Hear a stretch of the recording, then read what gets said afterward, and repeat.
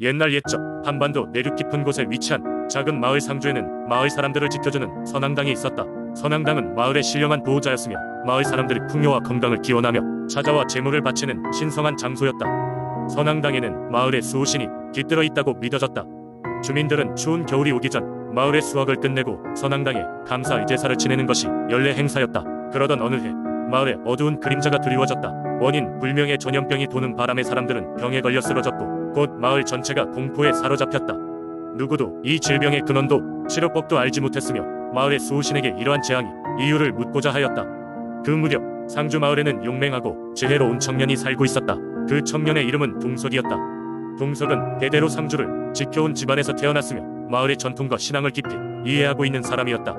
그는 마을의 순환을 보며 고민에 빠졌다. 이렇게 많은 사람들이 고통받고 있는데 과연 내가 할 수 있는 일이 무엇일까? 동석은 고민 끝에 선앙당을 방문해 수호신과 직접 이야기를 나눠보기로 결심했다.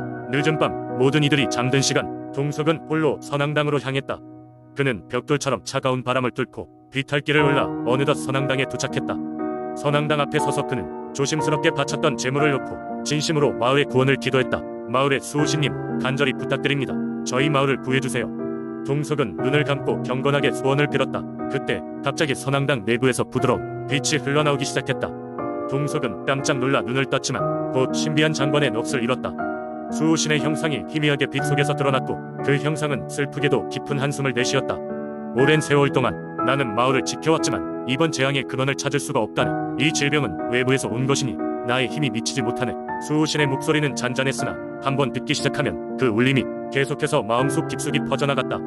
동석은 수호신의 말을 듣고 이번 일이 상주의 외부에서 시작된 것을 깨달았다. 그는 수호신에게 전염병을 종식시키기 위해 도움을 요청하며 그의 지혜로운 조언을 부탁했다. 수호신은 하루빨리 용맹한 용사를 모아 재앙의 뿌리를 제거하라고 말했다. 그리고 변장이 가능하게 해줄 신비한 부적을 동석에게 내렸다. 동석은 마을로 돌아가 결의를 다졌다. 그는 죄책감 없이 폐허가 되어가는 마을을 다시 바라볼 수 없었다. 그래서 그는 마을 최고의 용사들을 모아 함께 외부에 나가기로 했다. 그들은 수호신이 준 부적의 힘을 얻어 위험을 무릅쓰고 전염병의 원인을 찾기 위해 먼 길을 떠났다. 몇 달이 지난 후 드디어 동석과 용사들은 전염병의 원인을 찾아냈고 그 재앙을 종식시켰다. 상주 마을 사람들은 다시 건강을 되찾았고 모든 이들은 동석과 그의 동료 용사들에게 깊은 감사를 표했다. 그러나 동석은 이를 자신의 힘만으로 이루어진 것이 아니라고 하며 마을 수호신의 사랑과 지혜가 있었기에 가능한 결과였다고 말했다. 그 이후로 상주 마을 사람들은 더욱더 선앙당의 수호신을 경배하며 그들의 전통과 신앙을 한층 더 굳건히 지켜나갔다. 상주의 수호신과 용맹한 청년 동석의 이야기는 날이 갈수록 전해져 내려와 현재까지도 많은 이들에게 좋은 과영감을 주고 있다. 두 번째 이야기. 옛날 옛적 익산의 넓은 들판과 아름다운 금강 주변에는 신비로운 민속 신앙이 전해져 내려왔다. 이 지역에서는 매년 한 차례씩 커다란 제사가 열렸는데 사람들은 이를 통해 용신을 기리고 자연의 평화로움을 기원하였다. 이 제사의 배경에는 용신과 이무기에 얽힌 깊고 오래된 전설이 있었다. 익산의 산과 들을 다스리는 용신은 백성들에게 풍요와 평온을 주는 신으로 유명했다. 용신은 때때로 비를 내려 가뭄을 해소하고 금강의 물고기들이 풍부해져 백성들이 흥겹게 지낼 수 있도록 했다. 이러한 용신을 기리기 위해 사람들은 매해 봄이 오기 전 날을 잡아 맛있는 음식을 차려놓고 축제를 벌였다. 하지만 이곳에는 또 다른 존재가 있었다. 바로 금강의 깊고 어두운 물 속에 숨어있는 이무기였다. 이무기는 언젠가 하늘의 용이 되기를 꿈꾸며 긴 세월을 기다려왔지만 그 욕망은 이루어지지 않았다. 사람들은 이무기를 두려워하기도 했지만 한편으로는 그를 동정하기도 하였다. 왜냐하면 이무기는 특정한 조건에서만 하늘로 올라갈 수 있는 기회를 얻을 수 있었기 때문이다. 전설에 따르면 이무기가 용이 되려면 한 사람의 진정한 희생이 필요했다. 그래서 매년 용신을 위한 제사가 끝나는 밤 이무기는 조용히 자신의 소망을 가슴 속에 간직하며 물속 깊은 곳으로 돌아가곤 했다. 하지만 어느 날 한 젊은 나무꾼이 우연히 이무기가 품고 있는 이 비밀을 듣게 되었다. 젊은 나무꾼은 마을을 사랑했고 자연과 조화를 이루며 사는 삶을 중요하게 여겼다. 그는 이무기의 간절한 소망을 듣고 깊은 고뇌에 빠졌다. 과연 나의 희생이 이무기를 위해 가치가 있는 일인가? 그는 오랜 시간 동안 고민했다.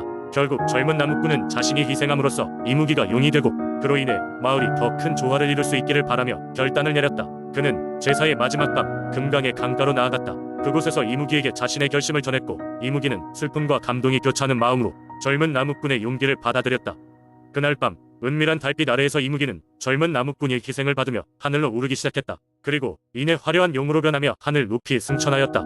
익산의 백성들은 이를 보고 경외와 감사의 눈물로 밤을 지새웠다. 그 이후로 익산에는 이상하게도 더욱 풍성한 비가 내리고 금강의 물고기들은 그 어느 때보다 많이 늘어났다. 사람들은 이무기와 나무꾼의 전설을 기억하며 매년 더욱 성대하게 용신을 위한 제사를 지내기 시작하였다. 그리고 나무꾼의 희생과 용신의 자비로 인해 마을은 다시금 자연과 조화로운 삶을 영위하게 되었다.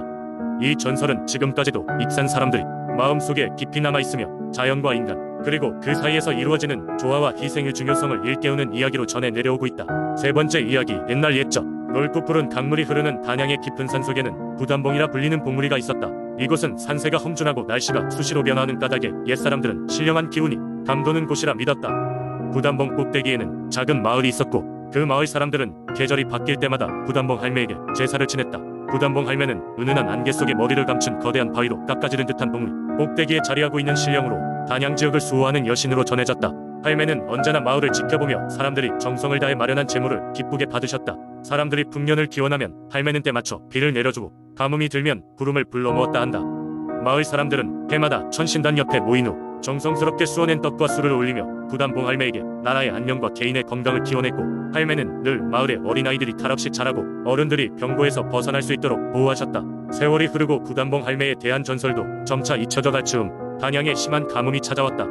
그것은 마치 모든 생명이 자취를 감추려는 듯 몇 달 동안이나 비 한 방울 내리지 않았다. 농작물은 마르기 시작하고 강물마저 줄어드니 마을 사람들은 걱정에 휩싸였다. 그때 한 노인이 마을 회관에 모인 사람들에게 부담봉 할매의 이야기를 꺼냈다. 노인은 말하길 우리가 부담봉 할매에게 간절한 마음으로 기도를 드리지 않았기 때문에 이렇게 된 것이니 할매께 눈물로 호소해야 할 때입니다 라고 하였다. 마을 사람들은 그제야 할매가 자신들을 지켜주셨던 기억을 되살리며 모두 고개를 끄덕였다. 결국 그들은 저마다의 작은 힘을 모아 정성스러운 제단을 만들고 부담봉 할매가 좋아하시던 옛날 방식 그대로 떡과 술을 준비했다. 마을을 대표하는 젊은이 몇은 부담봉 정상까지 올라가 눈물로 제사를 지내고 간절히 기도했다. 사람들의 진심 어린 기도가 하늘에 닿은 순간 말끔히 갠 하늘에서 굵은 빗방울이 떨어지기 시작했다. 그 비는 며칠간 연이어 내리며 메말랐던 들녘과 강물을 촉촉히 적셨고 마을은 곧 다시 활기를 되찾았다. 사람들은 부담봉 할매의 가호가 다시 시작되었음을 확신하며 감사하는 마음을 가슴 깊이 새겼고 그 이후로도 단양의 사람들은 한 해의 농사가 끝날 때마다 부담봉 할매에게 감사의 제사를 지내는 것을 잊지 않게 되었다. 이렇게 부담봉 할매의 전설은 단양에서 여전히 구전되어 내려오며 사람들은 할매가 지닌 신비로운 힘을 이야기하곤 한다. 오늘날에도 부담봉의 정상에 오르면 그 옛날 마을 사람들이 느꼈던 신령한 분위기를 느낄 수 있다 하여 많은 이들은 그곳을 찾아가 할매의 힘을 빌기도 한다. 네 번째 이야기. 옛날 옛적 아름다운 성이 공주의 산기슭에 자리 잡고 있었습니다. 그곳에는 청명한 강물이 흐르고 비옥한 토지가 펼쳐져 있었으며 이 지역 사람들은 모두 풍요로운 삶을 누리고 있었습니다. 이곳을 다스리는 왕은 현명하고 온화한 성품으로 누구보다도 백성들을 아끼고 사랑했습니다. 그러나 왕에게는 고민이 하나 있었습니다. 바로 사랑스러운 딸 공주를 위한 진정한 짝을 찾는 일이었습니다. 왕국의 많은 젊은 귀족들이 공주에게 구애했지만 그 누구도 그녀의 마음을 울릴 수 없었습니다. 왕은 공주가 자신의 배우자를 자신의 마음으로 선택하기를 바랐습니다. 그러던 어느 날 왕국에 흉흉한 소문이 돌기 시작했습니다. 그것은 산기슭에 사악한 용이 나타났다는 소식이었습니다. 이 힘세고 사나운 용은 마을을 휩쓸며 농작물을 파괴하고 가축을 도둑질해 갔습니다. 왕은 결국 용을 없애기 위해 여러 전사들을 보내 싸우도록 했지만 모두 용의 강력한 힘에 속수무책이었습니다. 이때 한 젊은 농부가 왕궁을 찾아와 왕을 뵙기를 청했습니다. 그의 이름은 준수였으며 성실한 농부로서 마을에서 잘 알려진 인물이었습니다. 왕 앞에 선 준수는 이렇게 말했습니다. 저는 용에 대해 잘 알고 있습니다. 제가 직접 용의 은신처로 가서 그를 물리치겠습니다. 단 한 가지를 바라는 것이 있음. 왕은 그의 용기에 감명을 받아 물었습니다. 어떤 보상을 원하느냐? 준수는 머리를 들며 대답했습니다. 제가 이 일을 해결하면 공주님과 자유롭게 얘기할 수 있는 기회를 주십시오.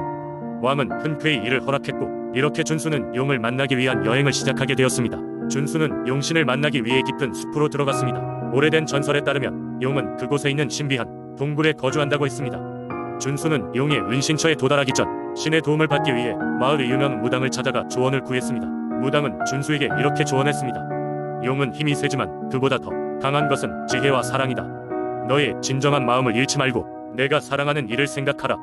준수는 무당의 조언을 가슴 깊이 새기고 다시 금쪽 같은 마음으로 숲을 향해 나아갔습니다. 며칠간의 여정 끝에 마침내 준수는 용을 발견했습니다. 용은 준수를 보고 한 걸음 다가왔습니다. 그리고 눈부신 불꽃을 내뿜으며 그를 위협했습니다. 하지만 준수는 두려워하지 않고 용에게 이렇게 외쳤습니다.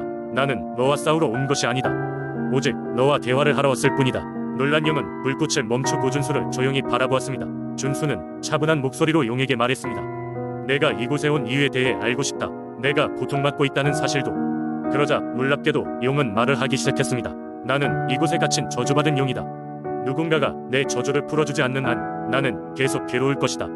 용의 말을 들은 준수는 마음 깊이 동정심을 느꼈습니다.